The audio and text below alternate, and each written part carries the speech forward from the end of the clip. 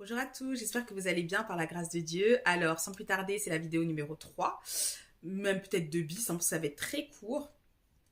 Mais en tout cas, Jésus vous aime et cela ne changera jamais.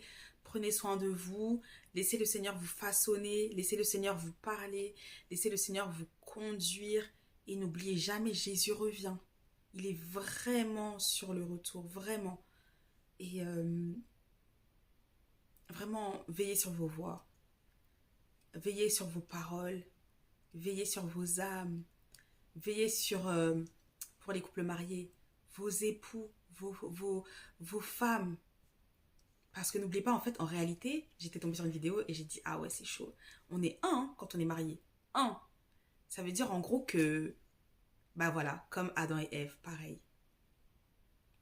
Ève a péché et bon, elle a, comment dire, elle a fait pécher Adam.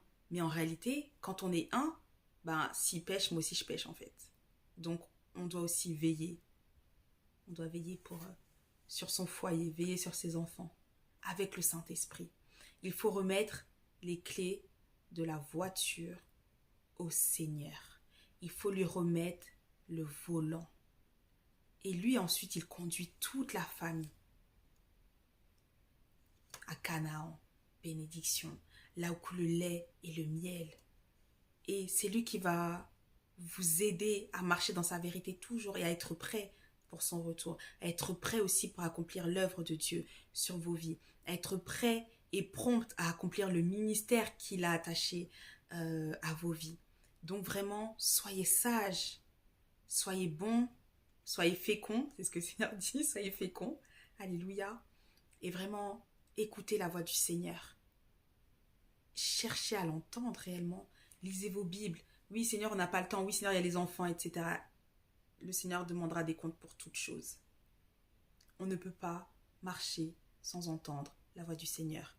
Si on n'entend pas la voix du Seigneur, alors on entend la voix de qui? On marche par qui?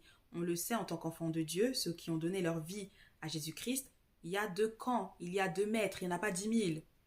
L'Éternel des armées ou le diable, c'est tout. Et le Seigneur viendra chercher son peuple à lui. Un peuple saint. Un peuple qui l'aime, qui le cherche, qui le comprend, qui le connaît. Qui le connaissent, pardon. Donc, du coup, soyez vigilants, soyez attentifs à ce que Dieu vous dit. Notez vos rêves. Notez vos rêves.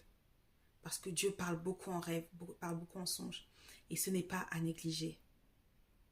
Pendant que vous négligez ce que vous recevez, je peux vous assurer qu'il y a des gens qui cherchent à savoir qu'est-ce que Dieu vous dit, qu'est-ce que Dieu a déposé sur vous. Et si vous avez besoin d'aide pour l'interprétation des rêves, demandez au Saint-Esprit. Il est là pour ça, l'esprit de révélation. Et on ne parle pas de ces rêves à tout le monde, non. Non. Parce que dans les rêves, là, il y a aussi les secrets de votre destinée, les secrets attachés à votre vie.